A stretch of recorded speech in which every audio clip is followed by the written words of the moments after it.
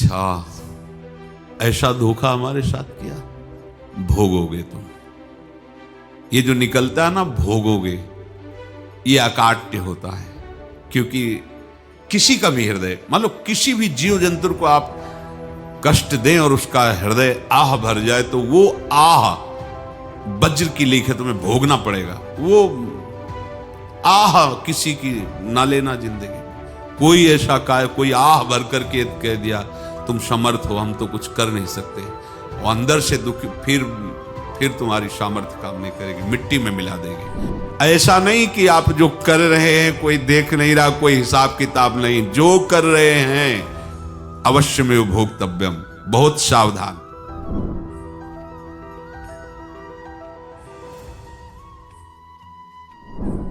जीव स्वयं नित्य निरंतर कर्मों के जाल को रच रहा है और अपने आप को बांध रहा है। आपको मुक्त होना है, बंधना नहीं है। जीव का जन्म कर्मों के अनुबंध से होता है, कर्मों के बंधन से होता है, और उसको अपना ऋण चुकाना होता है। कर्मानुबंध ये बहुत सूक्ष्म विषय है। जैसे आप जिस परिवार में जन्म लिए हैं, तो उस परिवार के लोगों से आपका ऋण है, इसलिए उसी परिवार में आप आए हैं। और ऋणानुबंध, उसको बिना चुकाए या बिना वसूल किए आप वहां से जाएंगे नहीं। आपको लेना है तो वसूल करना है, और देना है तो चुकाना है। ये पूर्व के जन्मों से निश्चित किया गया है। जैसे किसी के यहां पुत्र हुआ, जन्म से ही पैसा खर्चा शुरू हुआ, बड़ा हुआ तो उद्दंडता के द्वारा मार पूरे परिवार को क्लेश पर क्लेश देता चला जा रहा है। ये तुम्हारे कर्म का फल है। या ऐसे शक्तिहीन बुद्धिहीन ऐसे पागल पूरे जीवन सेवा करो, तुमसे अपना हिसाब चुकाने के लिए वो आया है। अब परिवार के जो सदस्य जुड़े आके, मतलब पत्नी आते ही पूरी हृदय में आनंद, परिवार में आनंद, और जीवन भर वो आनंद ही सुख देने के लिए उसका जन्म हुआ। वो अपना ऋणानुबंध मुक्त, और आते ही भयंकर क्लेश खड़ा कर दिया, बीच में दीवार और झगड़ा वैसा, फिर अतरे दिन मारपीट शुरू, कलह अशांति, पूरा जीवन नरक हिसाब करने आए।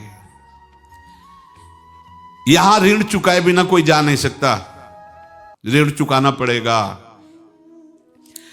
किसी का ऋण वसूल करना है तो किसी को ऋण चुकाना है, दोनों काम करने होते हैं। अनेक जन्मों में अनेक लोगों के साथ हमने जो बर्ताव किए हैं, अच्छे या बुरे, वो होंगे। अब किसी आदमी को हम जानते नहीं, अचानक मिला, अचानक टक्कर लगा और मार पीट गाली गुप्ता सब कर दिया, चुपचाप सह लो। क्यों? ये आपका हिसाब है, पूर्व का हिसाब। हमारा उससे कोई द्वेष नहीं, कोई संकल्प नहीं। अचानक घटना घटी और हमसे द्वेष करने लगा, हमें पीटने लगा, हमें गालियां दे, ये हिसाब है, चुपचाप सह जाओ। अपने घर का भाई ही भारी दुश्मन बन गया और क्लेश दे, हिसाब है। एक प्रभुदत्त ब्रह्मचारी जी की वाणी में पढ़ा था, एक महात्मा जी भ्रमण करते थे, तो उस समय असरफियां चलती थी, मोहरे असरफियां, तो उनको भेंट में देते लोग। तो या तो ठाकुर सेवा में लगे तत्काल, या संत सेवा में तत्काल लगे, उसका संग्रह करके डोलना ये ठीक नहीं है। बैरागी के लिए सिद्धांत में ये ठीक नहीं है। तो जब 2, 4, 6, 8 ऐसे मोहरे हुई, तो उन्होंने विचार किया कि और भ्रमण करके जब काफी मोहरे हो जाएंगी तो प्रयागराज में जब कुंभ पड़ता है, एक बार पूरे सब अखाड़े के संतों को, अलग अलग संप्रदाय सब संतों को बुलाएंगे और सबको पुआएंगे। अब साधु है तो यही विचार करेगा, और क्या विचार करेगा। तो उन्होंने ऐसे डंडा बनवाया, बेंत, जो ऊपर से चूड़ीदार और भीतर पोला, और मोहरे उसमें डालते गए, और भ्रमण, जहां जहां श्रद्धालु भगत थे सबके यहां जाना, और इच्छा रखना कि एक मोहर तो दे ही दे दक्षिणा में। कामना कोई भी हो वो बांधती ही है, ध्यान रखना। इसीलिए प्रभु जो चाहे वो करे, अपनी चाह नहीं रखनी चाहिए, अपनी चाह प्रभु की चाह में मिला देनी चाहिए। धीरे धीरे वो छड़ी भर गई। भ्रमण करने वाले महात्मा चूड़ी लगाई, इंतजार करते रहे। जब प्रयाग का कुंभ पड़ा तो चले। तो रास्ते में एक गांव में पूछा जाता है, जैसे कहीं रुको कि कोई श्रद्धालु ऐसा है जो संत सेवी है। तो कुछ लोगों ने बताया, हाँ एक परिवार है बहुत संत सेवी है और आपको मिलाते हैं उनसे। आइए महाराज, घर में रुका। खूब अच्छा हलवा पूड़ी पवाया और जो घर के मालिक थे चरण दबाए। चरण दबाते दबाते उनकी दृष्टि पड़ी उस डंडे पे। इतना मोटा और ऊपर से कुछ चूड़ी सी भी नजर आ रही, इस डंडे में तो कोई रहस्य है ही है। अब महात्मा जी को खवा पिला के सुला दिया। महात्मा जी जब सो गए तो पत्नी से धीरे से कहा, वो डंडा लाओ बाबा जी का। डंडा, वो चूड़ीदार जो ही खोला पलटाया तो सैकड़ों मोहरे। ऐसे संत रोज पधारे भगवान, तुम आनंद हो जाए फिर क्या। पत्नी से कहा, नाप के कंकड़ लाओ। वो तो महात्मा जी तो खाए खीर पूड़ी, आराम से सो रहे। रात में पूरी प्लानिंग करके उसमें कंकड़ भर के चूड़ी लगाकर सिराने रख दिया, सारी मोहरें हटा ली। महात्मा जी आराम से छड़ी उठाए तो वजन पक्का। वैसे बड़े लोग चतुर होते हैं, पर ये नहीं जानते कि कर्म कितना भयानक होता है। और उनकी कोई संतान नहीं थी, पर धन में इतना प्रेम उनको था। बहुत सावधान। साधु महात्माओं के पास जो अर्थ है, गृहस्थी अगर आता वहीं से है, पर अगर उसको जोर जबरदस्ती या किसी छल कपट से, तो वो उसका विनाश ही करता है। आज तक का प्रमाण है। अब उनको ये भाव पता नहीं होगा, या पता होगा तो लोभ के कारण वो उसको मान नहीं पाए होंगे। महात्मा जी गए प्रयाग में, किसी अखाड़े पर रुके और वहां प्रार्थना की कि कल जो है संपूर्ण अखाड़ों का निमंत्रण किया जाए और सब संतों को भोग पवाया जाए और उनको दक्षिणा भी दी जाए। महंत ने सोचा कि बहुत बड़ा है तो उत्सव है, क्योंकि प्रयाग में कितने हजारों संत महात्मा सब।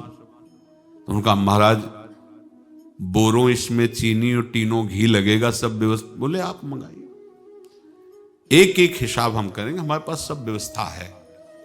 बोले कुछ तो पहले दे दो, इकट्ठे देंगे हम। उनको था कि अगर हम छड़ी खोला और दो चार मोहरे दी, किसी को पता लग गया तो गड़बड़ हो सकती। बोले हम भंडारे के समय आखिरी में सब कुछ आपको दे देंगे। ठीक है। वो अपने पास से पैसे लगाकर खूब जितना सामग्री सब लाए, लाखों की, और सब संतों को निमंत्रण कर दिया। संत जन निमंत्रित हो गए। भंडारा बन रहा है, तब वहां के महंत है और उनका देखो भंडारा भी बन रहा है, संतों को निमंत्रण।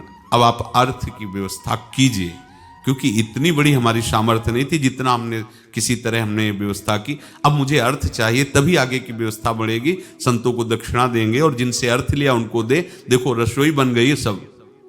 दुर्गा छत में विश्वास नहीं तो ये अभी चूड़ी खोली। उनको तो था ना कि मोहरे हैं, कंकड़। तो जैसे कितना उनको सदमा लगा होगा। हजारों संतों का निमंत्रण, रसोई बन, मतलब संत हो के छल कपट। तो उनका, महाराज आपने तो हमारा नाश कर दिया, जो महंत थे। अब बताओ, रसोई बन गई, संत निमंत्रित हो गए और आप ये कंकड़ दिखा रहे हैं हमको। आपने तो हमें बर्बाद कर दिया। हमारी इतनी सामर्थ्य नहीं थी, आप पहले बता देते। संत होकर ऐसा छल कपट। अब वो बोले तो क्या बोले, क्योंकि उनको पता था कि मोहरे हैं इसमें। अंदर से उनका चिंतन गया उसी सेठ के पास, अच्छा ऐसा धोखा हमारे साथ किया, भोगोगे तुम। ये जो निकलता है ना, भोगोगे, ये अकाट्य होता है। क्योंकि किसी का भी हृदय, मान लो किसी भी जीव जंतु को आप कष्ट दें और उसका हृदय आह भर जाए, तो वो आह वज्र की लेख है, तुम्हें भोगना पड़ेगा। वो देखो भीष्म जी को भोगना पड़ रहा है ना। सांप को ऐसे धनुष की नोक से उठाया और बंबूल के कांटों के ऊपर फेंक दिया, कई दिन तक छेदा हुआ, वो आह भर करके मरा। तो आपको 6 महीने बाणों की सैया पर आह किसी की ना लेना जिंदगी में। कोई ऐसा कोई आह भर करके कह दिया तुम समर्थ हो, हम तो कुछ कर नहीं सकते, और अंदर से दुखी, फिर तुम्हारी सामर्थ्य काम नहीं करेगी, मिट्टी में मिला देगी। फिर ये तो संत थे और भगवत आराधना के लिए, संत आराधना के लिए ही ऐसा किए हुए थे। अब इनका कैसे मुंह दिखाएं, अब क्या करें। सुबह संत जन आएंगे, सबके बीच में हमारी कि देखो इन्होंने, अब क्या करें। गए और संगम में जाके छलांग लगाई, अपने प्राण त्याग दिए। अब उनके तो पास मोहरे थी और व्यापार बढ़ा, और 9-10 महीने बाद ही लड़का हुआ। अब तो उनको कि संत फलीभूत हो गया। देखो व्यापार चल रहा, लड़का नहीं होता था, लड़का भी हो गया, बड़ा आनंद छा रहा है। जब से वो प्रकट हुए और धन की वृद्धि शुरू हो गई, पढ़ाई लिखाई में उनके खर्चा हुआ सब, बस बीमारी शुरू हो गई उनके शरीर में। अब उसमें पैसा जाना शुरू हुआ। इतने आसक्त तो वो दोनों हो गए कि कुछ भी हो, व्यापार ठप, संपत्ति बेचना शुरू। तो उन्होंने कहा कि बेटा मैं क्या कर सकता हूं तुम्हारे लिए।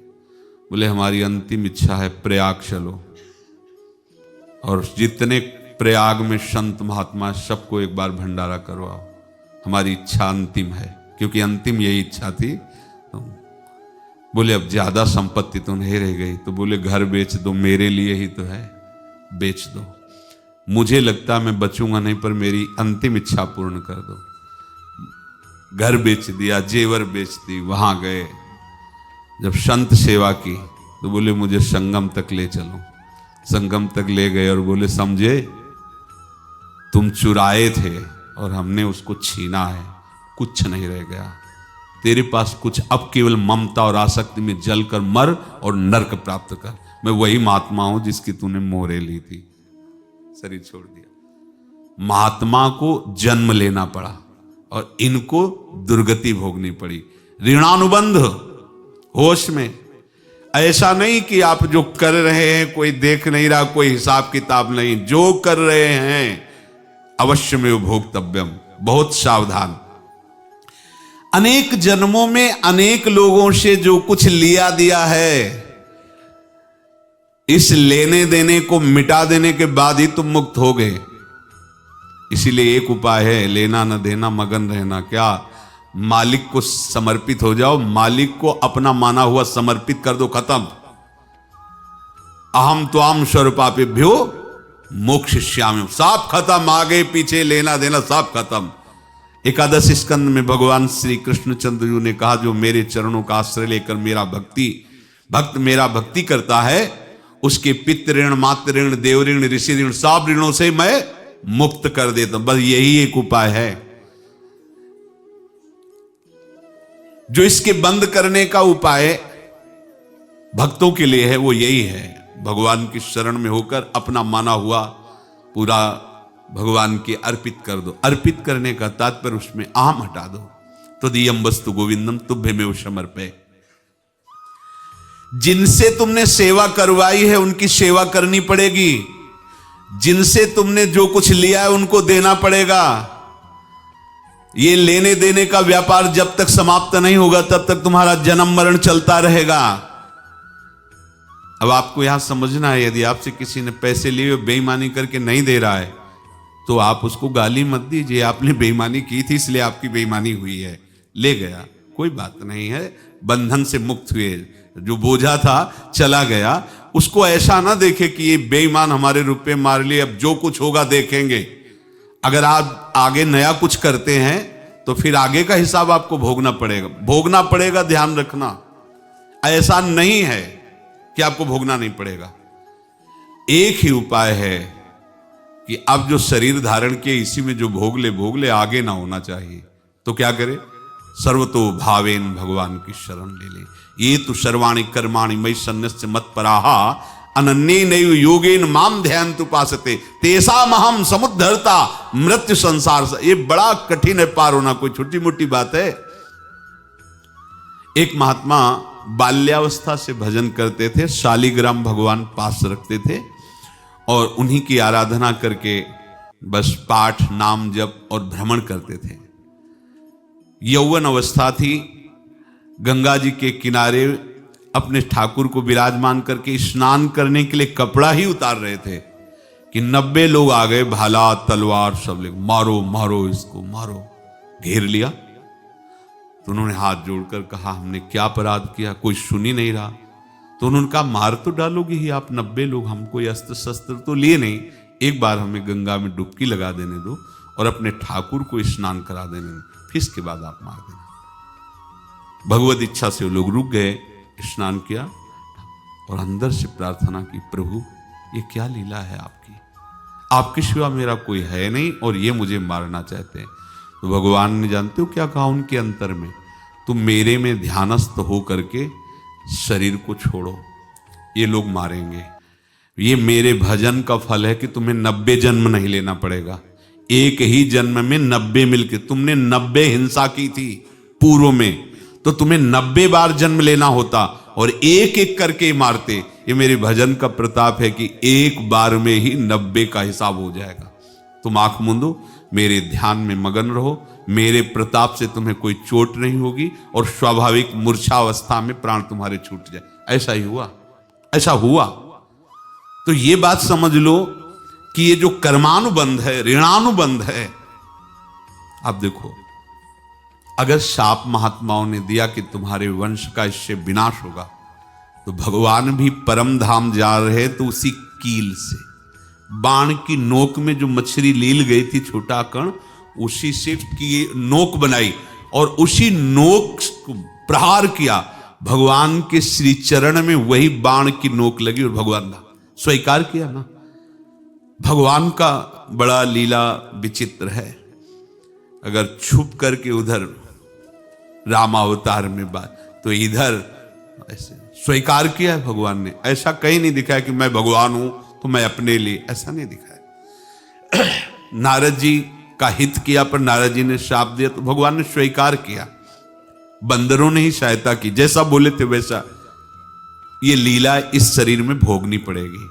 हाँ, ज्यादा को कम में भुगता देंगे, पर अब अगला शरीर ना मिले इसके लिए सर्वतो भावेन भगवान के आश्रित हो जाए। जैसे आपने दुकान फैला रखी है तो उसमें दो काम होते हैं, लेना और देना। किसी को उधार दिया है तो हमें उसे लेना है, और कोई नगद देकर सामान ले रहा है तो उसे सामान देना है, या उधार लिया है तो हमें उधार देना है। अब अगर दुकान बंद करनी है तो तुम्हें देने वालों पर जोर देना है, लेने वालों पर जोर नहीं। लेने वाला तो जाओ हम क्षमा किया, समर्पित किया, हमारा कोई संबंध नहीं, खत्म हो जाए, वो खुशी हो जाएगा।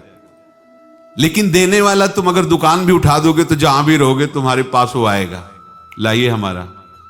तो देने पर नजर रखिए, जिसका जिसका हिसाब है वो आपके सामने आता जाए, हटाते जाओ। लेने पर नजर मत रखिए और दुकान फौरन उठा दीजिए, नहीं अगर लेते देते रहे तो चलता रहेगा।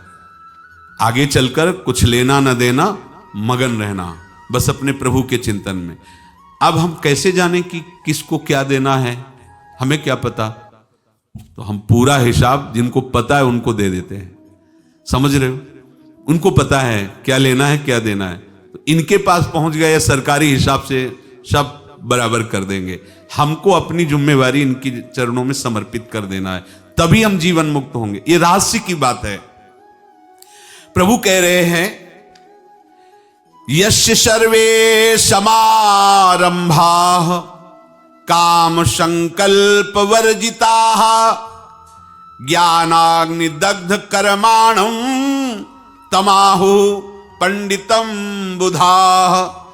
जिसके संपूर्ण कर्मों के आरंभ संकल्प और कामना से रहित हैं, तथा जिसके संपूर्ण कर्म ज्ञान रूपी अग्नि से जल गए हैं, उसको ज्ञानी जन भी पंडित कहते हैं, बुद्धिमान कहते हैं।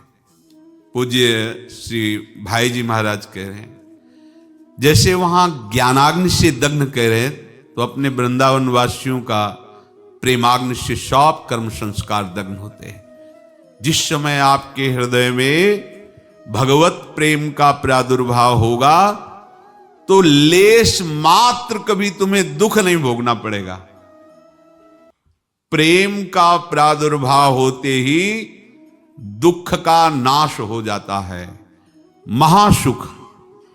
जब प्रेम का प्रादुर्भाव होगा तो समस्त पाप भस्म हो जाते हैं, अशांति नष्ट हो जाती है, संसार ज्वाला स्पर्श भी नहीं कर सकती है।